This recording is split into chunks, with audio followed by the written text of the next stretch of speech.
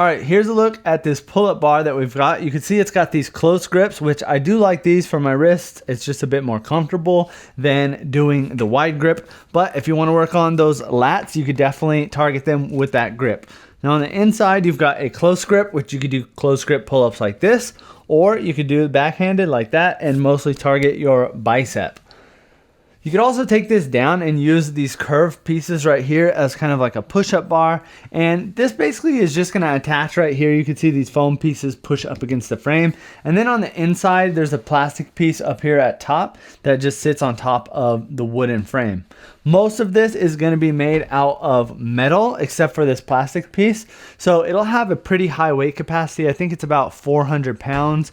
And then the rest of it is going to be covered with the foam grips.